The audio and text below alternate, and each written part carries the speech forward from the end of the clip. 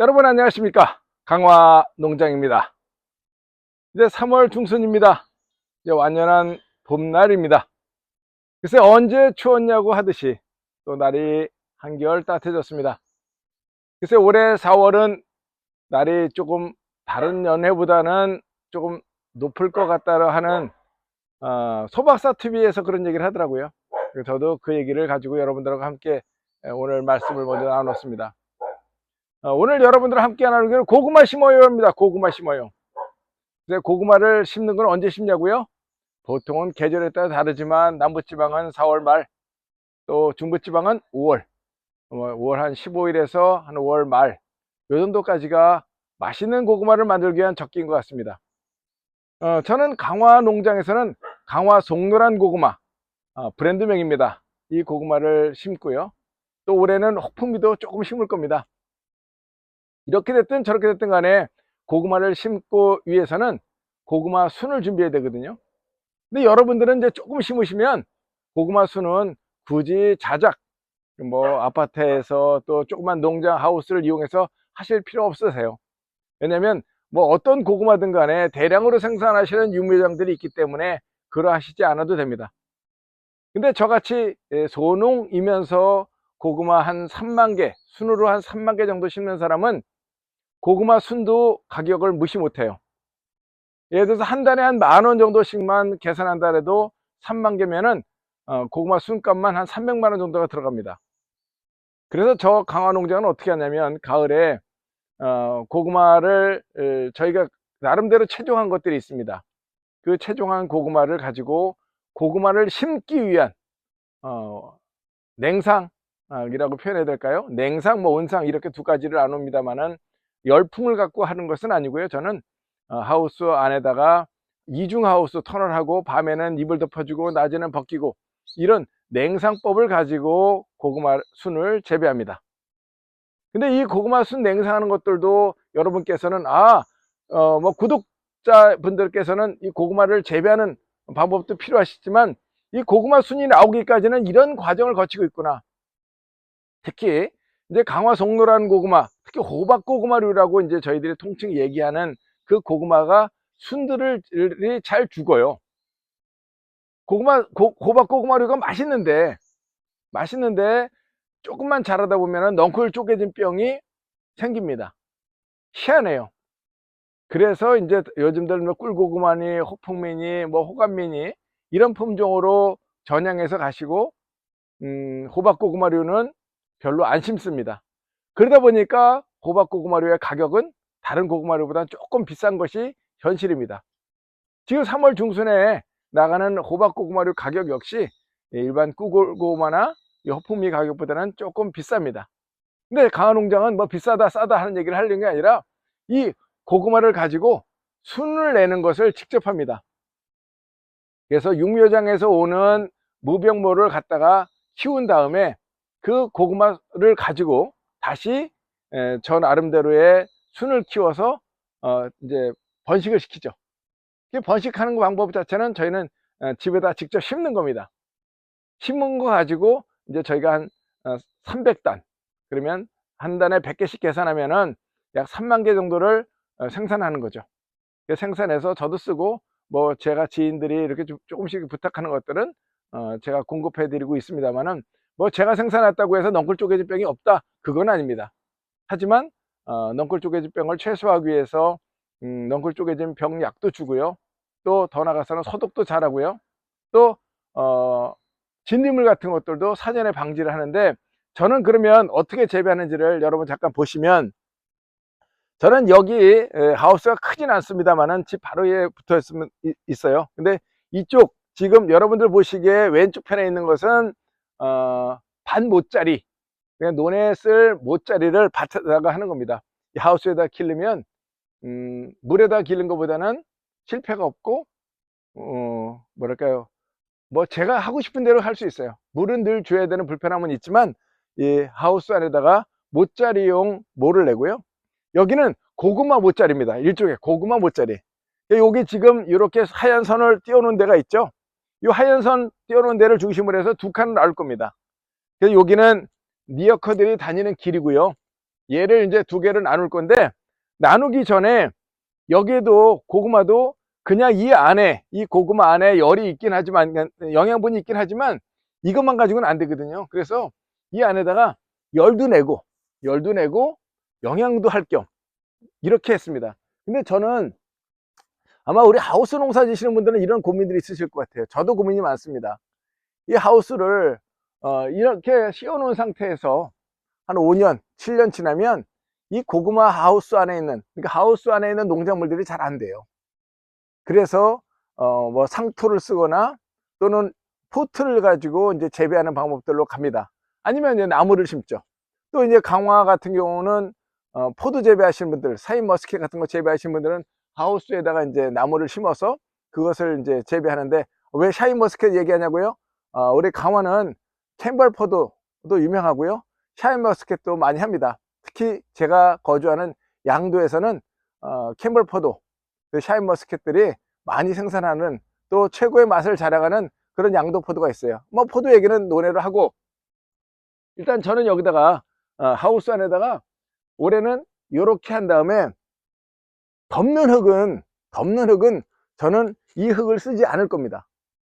이 흙 자체의 지력 자체가 떨어지다 보니까 아무리 제가 거름을 내고 한다 할지라도 이 토양 자체가 고구마나 이런 원예작물들이 잘 자라지 못하는 환경으로 자꾸 바뀌어지는 거예요. 그래서 작년에 제가 보신 것처럼 포크레인 갖다가 제가 기술센터에서 빌려다가 다 뒤집었습니다. 빚고 빗물도 넣고 이것저것 많이 했어요. 심지어는 토생수도 뿌리고 다 했습니다. 미생물도 뿌리고. 그런데도 불구하고도 제가 원하는 토질의 그 토력이 안 나오는 거예요. 그래서 올해는 고구마만큼은 내가 한번 해보자. 그래서 올해 이런 과정을 거쳐서 잘 되면 아마 여러분들도 하우스가 혹시 문제가 있어서 비를 맞고 바람이 불고 뭐 얼고 녹고 하지 않은 환경 때문에 이 토양이 나빠지는 경우라면 원예작물을 키울 때 제가 올해 하려고 하는 상토, 원예용 상토를 가지고 재배하는 방법을 따라 하셔도 될 것 같아요. 근데 다만 제가 성공해야 합니다. 작년 같은 경우는 이 정도 밭에 하니까 이 하우스, 이 바깥에서 빗물이 들어오고 얼고 녹고 했던 자리는 고구마가 잘 돼요. 고구마 순 용묘가 잘 돼요. 그러니까 고구마 모짜리가 잘 됩니다. 근데 이 안쪽으로 들어가니까 잘 못 자라요. 적칭 말하는 주접을 떨어요. 근데 키우는 사람 입장에서는 마음이 많이 아프죠. 그래서 올해는 아주 이것저것 여기 가서 공부하고 저기 가서 경험담 듣고 한 것을 제가 총집합해서 올해는 이렇게 한번 해봅니다. 글쎄 지금 올해 이거 한 거 그대로 따라 하시라고요? 아닙니다. 이렇게 하는 것 자체를 제가 기록에 남겨서 올해가 성공적으로 일기같이 잘 여러분들한테 보여드려서 잘 자라면 저 말고 고구마 육묘를 하시는 분들도 한번 따라 하셔도 좋을 것 같아요. 글쎄 흙을 늘 덮어서 저도 여기 있는 흙 갖다가 덮고 그 다음에 뒷니물약하고 그 다음에 물 충분히 주고 비닐 덮고 하는 냉상 재배를 해왔는데 제 마음대로 잘 안 되더라는 거죠. 그래서 올해는 노지 재배도 합니다만은 하우스 안에서 재배하는 것을 이렇게 하려고 한다는 것 자체 말씀드리면서 일단 일부를 마치고요. 제가 지금 이제 트랙터 갖고 들어와서 노타리 칠 거예요. 조금 있다가 요 이제 노타리 어떻게 치는지 한번 보시죠.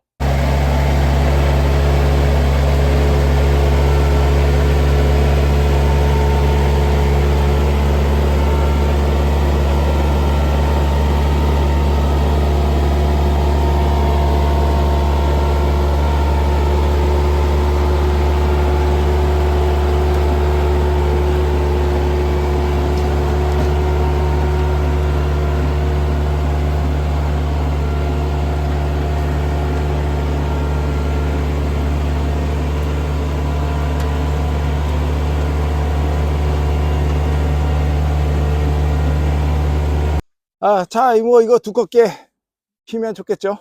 근데 일단은 또 다 하는 것까지 보여드리기는 좀 어려울 것 같고, 일단은 저는 올해 이렇게 할 거랍니다. 올해 2025년도. 그래서 제가 아까도 앞선을 말씀드렸지만 이게 잘 되면 여러분들도 하우스 안에서 마음 놓고 재배하셔도 될 것 같아요.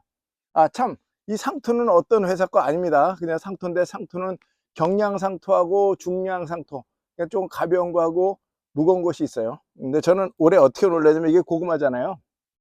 요거는 이제 창고 안에서 지금 온도를 25도에 맞춰서 순을 지금 막 내고 있습니다.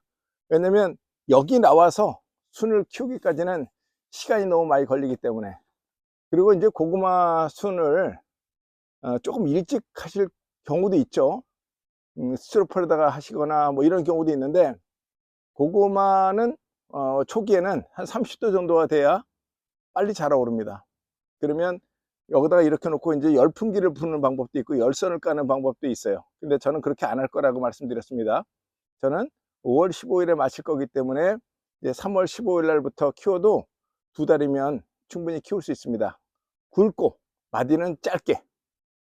하여튼 저는 이렇게 상토를 피고 고구마를 이렇게 놔 나갈 거예요. 이렇게. 그 다음에 여기다 놓고 여기다 놓고 여기다 놓고 여기 놓은 다음에, 기존에는 어떻게 했냐면 이 흙을 갖다 덮어대는 거예요. 이렇게요. 이해되셨죠?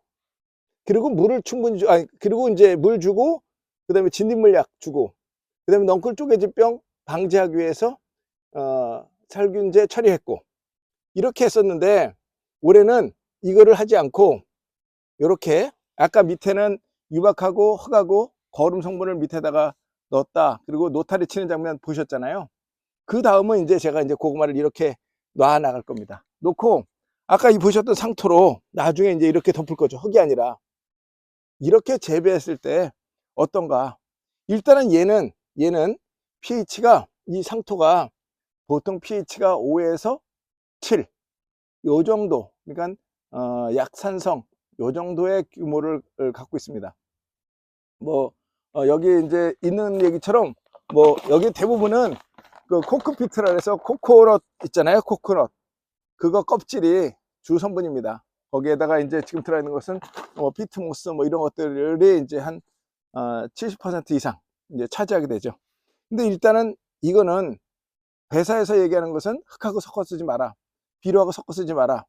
일단 이것만 가지고도 뿌리가 활착이 잘 내린다 라는 것입니다. 근데 저는 고구마에 응용하는 것 자체는, 고구마의 이 덮는 흙 자체가 너무 하우스 안에서 오래 있다 보니까 흙이 불량이 돼서 잘 자라지 못해서 이 상토옥을 쓴다는 얘기입니다. 글쎄 올해 이 방송을 보시는 분들은 아마 사뭇 궁금해지실 수도 있을 것 같아요. 아예 뭐 그냥 나는 사서 쓸 거니까 궁금 안 해, 그러셔도 됩니다. 하지만 강화농장에서는 강화 송노란 고구마를 좋은 품질로 만들어내기 위해서 이런 과정을 한번 해본다 라는 말씀 오늘 방송 중에 함께 합니다. 지금까지 여러분의 좋은 친구 강화농장이었습니다. 행복한 봄날 되세요.